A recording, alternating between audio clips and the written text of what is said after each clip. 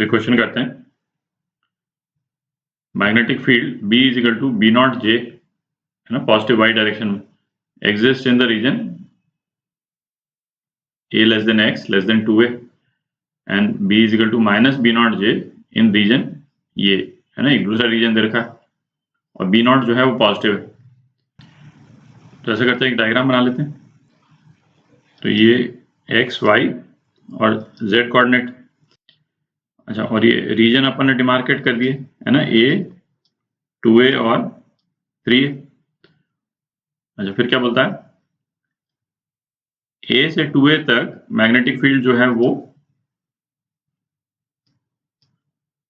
Positive J direction में है ना, तो B नॉट J इस डायरेक्शन में है मैग्नेटिक फील्ड, और 2A से 3A में मैग्नेटिक फील्ड जो है वो इस डायरेक्शन में है ना, माइनस B नॉट J, ठीक है।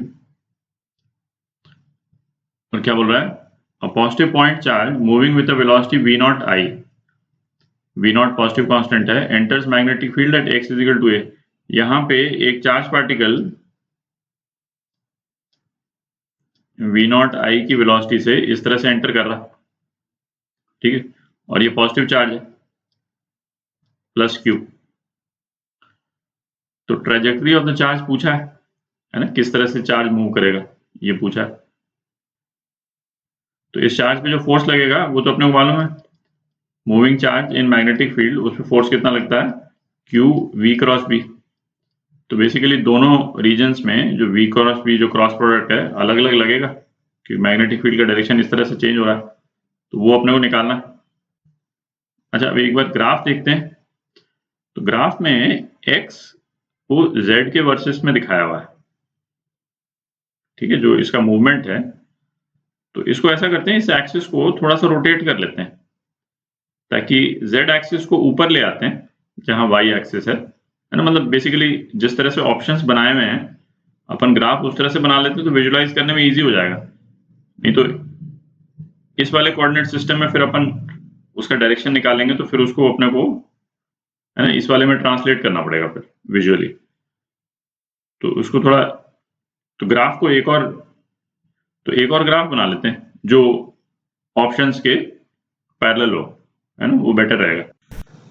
तो इस वाले कोऑर्डिनेट सिस्टम को अपन ने एक्स एक्सिस के अबाउट बेसिकली रोटेट कर दिया। इसको इस डायरेक्शन में आप रोटेट कर दें तो ये आ जाएगा, ये एक्स हो गया, ये जेड हो गया, और वाई जो है ना, पीछे चला गया, दिख रहा है, वाई इस तरफ चला गया। अच्छा, रीजन जो है वो तो यूं के यूं ही रहे, A 2A इधर और 3A इधर, ठीक है। अच्छा, चार्ज पार्टिकल जो है वो यहां से एंटर कर रहा है, ठीक। अच्छा, मैग्नेटिक फील्ड विजुलाइज करते हैं। इस वाले पोर्शन में A से 2A में magnetic field positive Y direction में है, तो ये पेपर के अंदर हो जाएगी मैग्नेटिक फील्ड, और इस वाले पोर्शन में नेगेटिव वाई डायरेक्शन में, तो negative Y direction out of paper हो गया। तो ये दोनों डायरेक्शन बना लिया अपन ने, तो मुझे लिखने की जरूरत नहीं है ना, मैग्नेटिक फील्ड का ये डायरेक्शन हो गया। तो इस चार्ज पार्टिकल की जो ट्रेजेक्टरी है आप तो राइट हैंड थंब रूल से ही निकाल सकते हैं, ठीक है, मैथमेटिकली करने की तो मेरे ख्याल से जरूरत नहीं है। तो मैग्नेटिक फील्ड चूंकि वाई डायरेक्शन में है तो पार्टिकल जो है वो एक्स जेड प्लेन में घूमेगा, है ना, ये तो क्लियर ही है, और एक्स जेड प्लेन अपन ने बना रखा है। तो A से 2A में फोर्स जो है, जैसे इस वाले इंस्टेंट में फोर्स जो है किस डायरेक्शन में लगेगा, इस डायरेक्शन में लगेगा, है ना, और पार्टिकल जो है वो सर्कुलर मोशन करेगा, इस तरह से सर्कुलर मोशन करेगा, तो ये मोशन हो जाएगा पार्टिकल का, दिख रहा है। और जो पार्टिकल जो 2A से 3A चला जाएगा तो फिर आप राइट हैंड थंब रूल लगाएं, यहाँ पार्टिकल की वेलोसिटी जो है इस डायरेक्शन में है, ठीक है, तो फोर्स किस डायरेक्शन में लगने लगेगा, फोर्स जो है वो इस डायरेक्शन में लगने लगेगा, ठीक है। तो डायरेक्शन जो है इसका क्या हो जाएगा,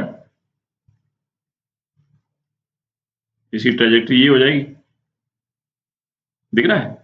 इस तरह के तो क्वेश्चंस भी कर चुके हैं अपन कई बार, ठीक है। तो ये आप, है ना, you should be able to visualise अब तो इसमें ये पार्ट करेक्ट है ना, ये वाला जो शेप है वो इसी के अकॉर्डिंग आ रहा है, तो ये पार्ट करेक्ट है।